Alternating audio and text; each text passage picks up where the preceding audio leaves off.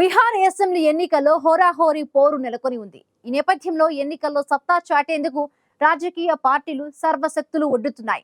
తొలి దశలో పోలింగ్ జరగనున్న రాఘేపూర్ అసెంబ్లీ నియోజకవర్గానికి ఘన చరిత్ర ఉంది. ఈ నియోజకవర్గం నుంచి 2 సార్లు విజయం సాధించిన తేజస్వి ఈసారి హ్యాట్రిక్ విజయం కోసం ఉవ్విళ్లూరుతూ ఉన్నారు. ఇప్పటికే 2 ముఖ్యమంత్రులను అందించిన రాఘేపూర్ ఈసారి 3వ ముఖ్యమంత్రిని అందించనుందా అన్న చర్చ బీహార్ రాజకీయాల్లో జోరుగా జరుగుతోంది.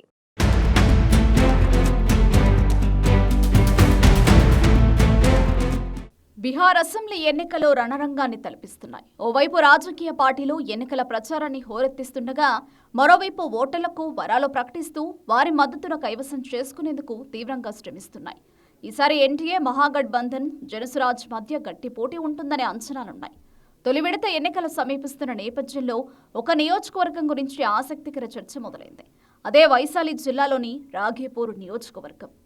ఇప్పటికే లక్షల సంఖ్యలో మా ప్రోగ్రాంలను చూస్తున్నారు, కానీ అందులో 15% మంది మాత్రమే సబ్స్క్రైబ్ చేసుకుంటున్నారు. దయచేసి iNews ఛానల్ను సబ్స్క్రైబ్ చేయండి. బెల్ బటన్ పై క్లిక్ చేయడం మర్చిపోకండి. Thank you. 2 ముఖ్యమంత్రులను అందించిన ఈ నియోజకవర్గం ఇక ఇప్పుడు 3వ ముఖ్యమంత్రిని అందించాలని ఊళ్ళూరుతోంది. మహాగఠబంధన్ కూటమి ముఖ్యమంత్రి అభ్యర్థి తేజస్వి యాదవ్ రాఘేపూర్ నుంచి బరిలో నిలిచారు. ఈ నియోజకవర్గం తేజస్వికి కంచుకోట వంటిది. గత 2 అసెంబ్లీ ఎన్నికల్లో రాఘేపూర్ నుంచి ఘన విజయం సాధించిన తేజస్వి యాదవ్ ఈసారి ముచ్చటగా హ్యాట్రిక్ కొట్టడానికి సిద్ధమవుతున్నారు. బీహార్లోని వైశాలి జిల్లాలో ఉన్న రాఘేపూర్ గంగా తీరంలో ఉంటుంది. అధిక భాగం నదీ పరివాహక ప్రాంతంలో ఉండే నియోజకవర్గంలో 3.4 లక్షల మంది ఓటర్లున్నారు. రాఘేపూర్ నియోజకవర్గం నుంచి అగ్రనేతలు పోటీ చేయడం కొత్తేమీ కాదు. 1995లో లాలూ ప్రసాద్ రాఘేపూర్ నుంచి గెలిచి ముఖ్యమంత్రి అయ్యారు.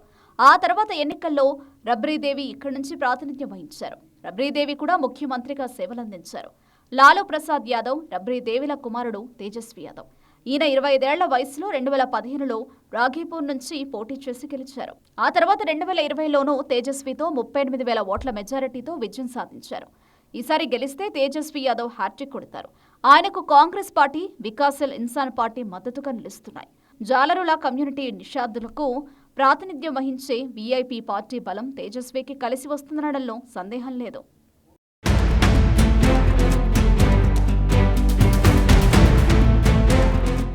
తేజస్వి బరిలో నిలిచిన రాఘేపూర్లో యాదవ సామాజిక వర్గానికి చెందిన వారు అత్యధికంగా ఉన్నారు. యాదవ్ వర్గం ఓట్లు సాధించకుండా ఇంతవరకు రాఘేపూర్లో ఎవరూ గెలవలేదు. ప్రస్తుతం ప్రతిపక్ష నేతగా ఉన్న తేజస్వి యాదవ్ రాష్ట్రంలో 10% ఉన్న యాదవ సామాజిక వర్గాన్ని ఏకతాటిపైకి తేగలిగారు. గత 20 ఏళ్లుగా అధికారానికి దూరంగా ఉన్న యాదవ్ వర్గంలో మళ్లీ రాష్ట్రంపై పట్టు సాధించాలని ఆకాంక్ష పెరిగింది. మరోవైపు రాఘేపూర్లో తేజస్వితో పోటీపడే బీజేపీ అభ్యర్థి సతీష్ కుమార్ కూడా గట్టిగానే పోరాడుతున్నారు. 2010లో సతీష్ కుమార్ జేడీయూ తరపున పోటీ చేసి రబ్రీదేవిని ఓడించి జైంట్ కిల్లర్గా నిలిచారు. మరోసారి ఆ ఫలితాన్ని పునరావృతం చేస్తానని ధీమా వ్యక్తం చేస్తున్నారు.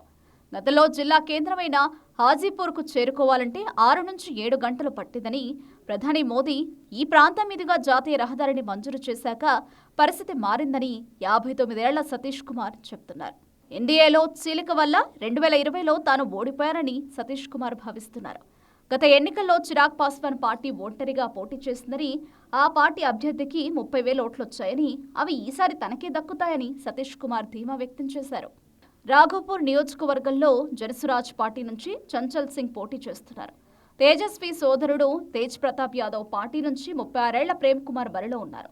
ఈసారి ఎన్నికల్లో ఆ నియోజకవర్గంలో మొత్తం 13 మంది పోటీ చేస్తున్నారు. అయితే ప్రధాన పోటీ మాత్రం తేజస్వి, సతీష్ కుమార్ మధ్య నెలకొంటుందని అంచనా. మహాగఠబంధన్ కూటమి సీఎం అభ్యర్థిగా ఉన్న తేజస్వి యాదవ్ ఈసారి తాను విజయం సాధించడంతో పాటు కూటమిని సైతం అధికారంలోకి తీసుకొచ్చేందుకు తీవ్రంగా శ్రమిస్తున్నారు. నితీష్ సర్కార్ వైఫల్యాలను ఎత్తిచూపుతూ ప్రజల్లోకి వెడుతున్న తేజస్వి యాదవ్ ఈసారి మహాగఠబంధన్ కూటమిని గెలిపిస్తే బీహార్లో వలసలు అనేవే లేకుండా చేస్తారని ప్రజలకు హామీ ఇస్తున్నారు. మొత్తంగా ఈసారి తన కూటమిని అధికారంలోకి తీసుకొచ్చి సీఎం పదవిని చేపట్టాలని భావిస్తున్న తేజస్వి యాదవ్ ఆశలు నెరవేరుతాయో లేదో చూడాలి.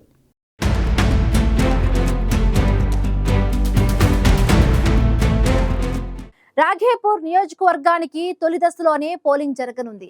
రాఘేపూర్లో మొత్తం 13 మంది బరిలో నిలిచినప్పటికీ ప్రధాన పోటీ మాత్రం తేజస్వి, సతీష్ కుమార్ మధ్యనే ఉంటుందనే అంచనాలు ఉన్నాయి. ఈ నేపథ్యంలో రాఘేపూర్లో తేజస్వికి హ్యాట్రిక్ విజయం దక్కుతుందా లేదా అన్నది ఆసక్తికరంగా మారింది.